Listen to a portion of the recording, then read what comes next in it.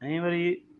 कुझु मिसियूं वरी माना हिकिड़ियूं दादलियूं हूंदियूं घणियूं, इहे असां सां वाक़िया गुज़रिया आहिनि, इहे हक़ीक़त ज़िंदगीअ जी गुज़री आहे। ट्यूशन ते उन्हनि वटि पढ़ंदी न शाम जो, पोइ हाणे हिकिड़ो भेण जो चलो गर्मीअ में थोरी सीड़जी आयो आहे ट्यूशन पढ़ण, त मां आहे सीते खे 2-3 मिंट साई त पटनि ॾिना, छा था कयो, फ्री आहियो, मां तव्हांखे पोइ पढ़ाईंदुसि, हे 2-3 सौ वठी साम्हूं संबोसा त आणे ॾियो मूंखे बेकरीअ जा। हा मतलब कुछ भी, आरू भरू भी। वरी वो संबोसन लाइ निकुर भेण के जा गर्मीअ में साइकिल ते पेर हणंदो हणंदो वञी बेकरी भरबी आहे, न खाईंदासीं बि बेकरीअ जा, असांखे वणंदा आहिनि बेकरी जा, होॾो न वठी अचिजो, हा न त सज़ा ॾींदीमांव। अड़े यार वॾी ॻाल्हि आहे यार, हरू भरू माना सज़ा ॾींदी आहे। संबोसा संबोसनि जहिड़ा वियो मां बेकरीअ ते वठी संबोसा दूनाया आयामांसि, एॾी बुखी मादर चोद,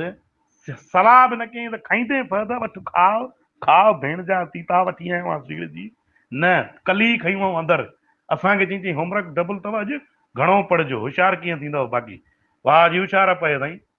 तूं पाण केॾी होशियारु आहे भेण खे जा, 7 संबोसा घुराई हिकु बि न कराई, कंजूस मक्खी जूस हिकिड़ी